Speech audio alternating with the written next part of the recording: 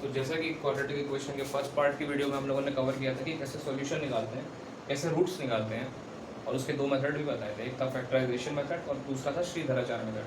अगर श्रीधराचार्य मेथड का मैं फॉर्मूला रिवाइज कराऊँ तो उसका फॉर्मूला कुछ ऐसा था, b² - 4ac upon 2a।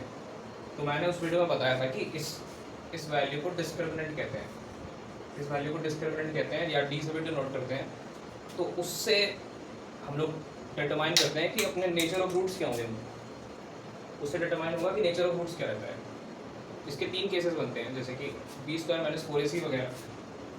b² - 4ac अगर 0 के इक्वल आ जाए, लॉजिकली सोच के देखते हैं, अगर ये 0 के इक्वल आ गया है ना, ये अगर 0 के इक्वल आ गया तो यहाँ पर आएगा -b + (√0) अपॉन 2a।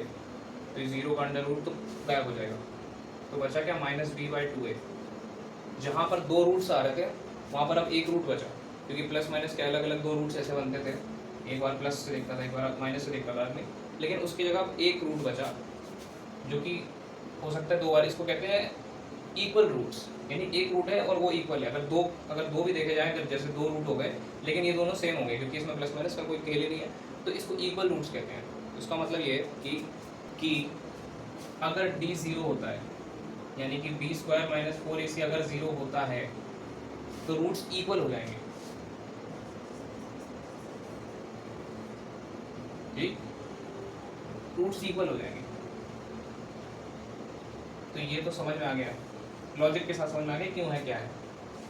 अब क्या होगा अगर d नेगेटिव हो जाए, क्योंकि नेगेटिव भी तो हो सकता है b² - 4ac जो है वो 0 से कम आ जाए, मतलब कि ये जो वैल्यू है 4ac, अगर मैं ऐसे करूँ तो b² जो है 4ac इससे बड़ा हो जाए। हो सकता है, क्यों नहीं हो सकता, b की जगह 1 ले लो, यहाँ पर 1 और 3 ले लो, हो गया बड़ा। तो ये भी हो सकता है। तो इस केस में क्या होगा, जो हम लोग का फॉर्मूला है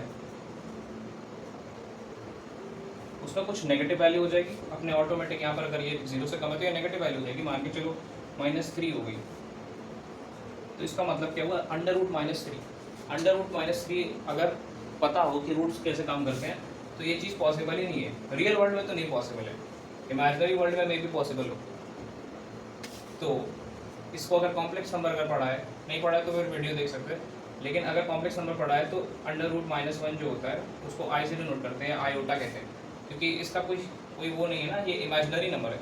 रियल में ऐसा एग्जिस्ट नहीं करता, रियल लाइफ में ये चीज़ एग्जिस्ट नहीं करती, तो ये इमेजिनरी हो गया।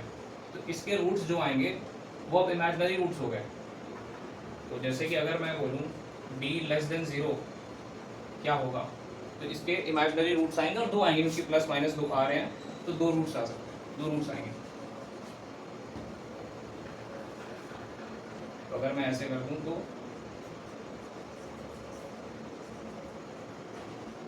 इमेजिनरी रूट्स हो गए। ठीक है, अब कौन सा केस बचा है, 0 के इक्वल हो गया, <0 हो गया। अब एक केस और बचा जिसका नाम है अगर d <0 होगा तो क्या होगा। अब तो ये तो बड़ा सॉर्टेड लग रहा है कि d अगर <0 होगा, जैसे कि -b ± और यहाँ पर कुछ भी कोई भी वैल्यू आ गई, 24 आ गई मान के चलो। ठीक है, ये तो सही आ रहा है, ये तो रियल है, रियल वैल्यू है, इसमें तो कोई दिक्कत नहीं है, तो इसको रियल कहेंगे, रियल।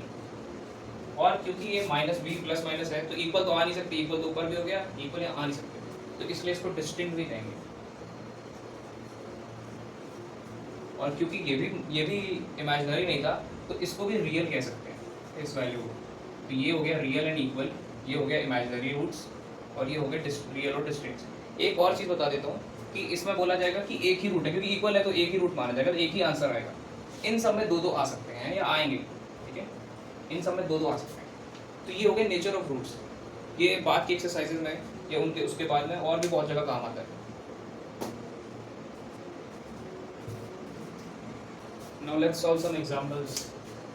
जैसे कि ये क्वेश्चन है x² + 5x + 6 = 0। इसमें 5 जो है वो हो जाएगा +5, b जो हो जाएगा +5, a हो जाएगा 1 + 1 और c जो है वो हो जाएगा 6। ठीक है, कि उससे ये पता है ना जनरल फॉर्म क्या होती है, ये a² + bx + c = 0, तो उसी से कंपेयर करके आ जाता है। तो अब जैसे यहाँ डी निकालना है, डी का फॉर्मूला होता है बी स्क्वायर माइनस 4ac, ठीक है।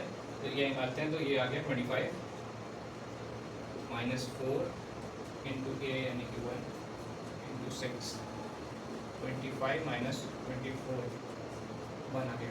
तो डी क्या है, डी है ग्रेटर देन 0, यानी कि इसके रूट्स जो होंगे वो होंगे रियल एंड डिस्टिंक्ट। डिस्टिंक्ट का मतलब होता है अलग अलग, ठीक है। डिस्टिंक्ट का मतलब होता है उसके रूट्स अगर मैं निकालना भी चाहूँ तो निकल जाएंगे, जैसे कि फैक्टराइजेशन से नहीं, उससे निकालता हूँ मैं, जो धराचार है उसी से निकाल के दिखाता हूँ। -5 माइनस बी होता है, क्योंकि माइनस और अंडर रूट यहाँ पर डी निकाला था हम लोगों ने, 1 था तो यहीं पर 1 रख देंगे, अपॉन 2a, ए यहाँ पर 1 था तो यहाँ पे भी वही सेम हो जाएगा। तो -5 प्लस -1 अपॉन 2, जो कि आएगा -2 और -3, ठीक है। -5 प्लस 1 या -1, तो -5 -2 और -3 आएगा, जो कि रियल है और डिस्टिंक्ट भी है, अलग अलग भी है। तो ये हो गया कैसे रूट्स का निकालना है। दूसरा क्वेश्चन मैं सॉल्व करके दिखाता हूँ। दूसरा क्वेश्चन है x² + x + 1 = 0।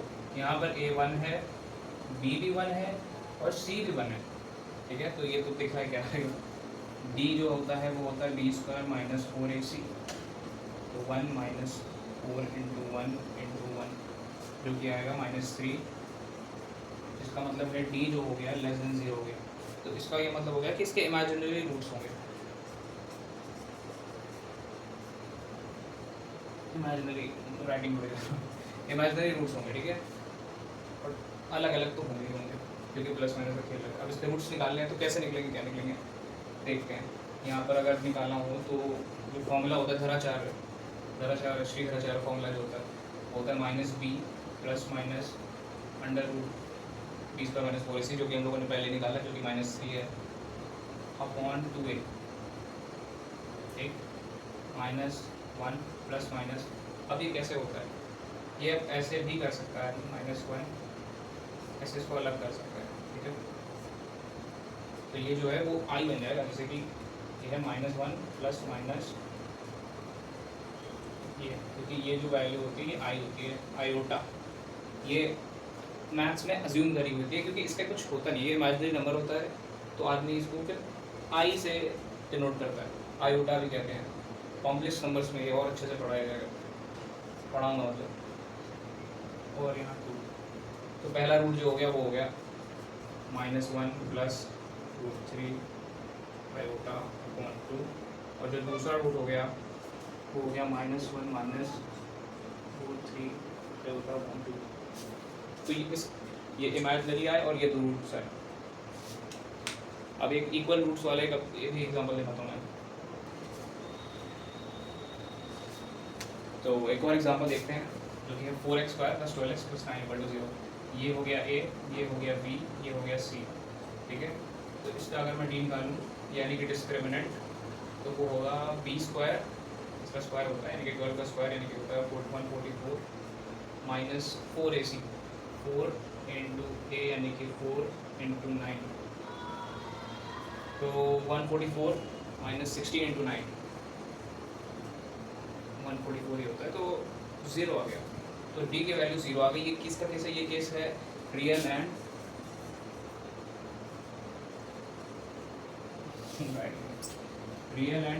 इक्वल रूट्स का केस है। रियल एंड इक्वल रूट्स का केस है, जब d 0 होता है तो रियल एंड इक्वल रूट्स आते हैं। तो इसके बाद इसका अगर श्री धराचार्य से निकालूँ मैं, तो आता है उसका x -b यानी कि -12 प्लस माइनस जो भी आएगा d, यानी जो भी क्या आएगा 0 आएगा, तो 0 अपॉन 2a, 2 × 4, ठीक है। तो -12 अपॉन 8 आ जाएगा, -12 अपॉन 8, जो कि होगा -3 अपॉन 2। तो इसके रूट्स, इसका रूट इक्वल आएगा, मतलब कि 2 भी हैं तो इक्वल आएंगे, यही रूट है जो है। This is the only root we are getting here, क्योंकि d 0 के बराबर हो गया है, जिससे रियल एंड इक्वल रूट्स आते हैं, जैसा मैंने बताया था। तो ये 3 टाइप के नेचर होते हैं रूट्स के, जो कि क्वाड्रेटिक में इस तरह के क्वेश्चन बहुत सारे आते हैं, और इतना डिफिकल्ट भी नहीं है। मैंने लॉजिक के हिसाब से ही शायद बताया। आई होप सबको समझ में आया होगा। मिलते हैं नेक्स्ट वीडियो में।